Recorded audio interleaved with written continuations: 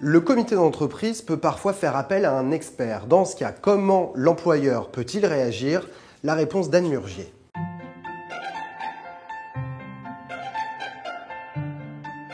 Bonjour Anne. Bonjour Thibault. Alors expliquez-nous dans quel cas le comité d'entreprise peut-il faire appel à un expert? Le CE a toujours la possibilité de se faire accompagner d'un expert financé par son budget de fonctionnement. Mais il existe aussi des cas dans lesquels l'employeur doit prendre en charge le coût de cette expertise.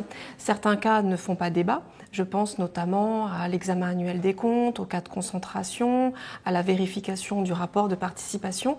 Un cas, en revanche, est davantage sujet à interprétation, à controverse. C'est l'expertise qui intervient dans le cadre d'une procédure d'alerte économique. Quels sont les pouvoirs d'un expert et quelles sont du coup les limites de ces pouvoirs? Les pouvoirs de l'expert sont très vastes.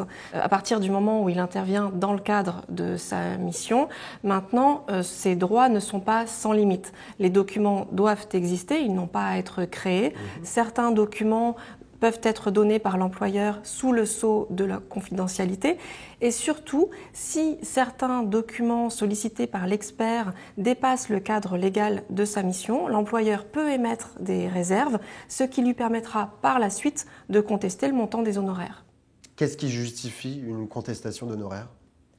Comme on vient de le voir, ce qui peut justifier une contestation du montant des honoraires, c'est un expert qui outrepasserait le cadre légal de sa mission.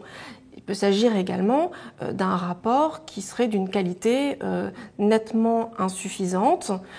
Ces éléments-là peuvent justifier que l'employeur conteste le montant des honoraires. Naturellement, il ne peut pas le faire de lui-même. Il ne peut pas refuser la communication de certains documents, pas plus qu'il ne peut refuser de rémunérer l'expert. En revanche, il peut saisir le président du tribunal de grande instance qui pourra réduire le volume de ses honoraires. Avant toute saisine judiciaire, il faut faire part de ces points de désaccord à l'expert et également au CE, et cela permet souvent une issue amiable. Merci beaucoup Anne. Merci Thibault.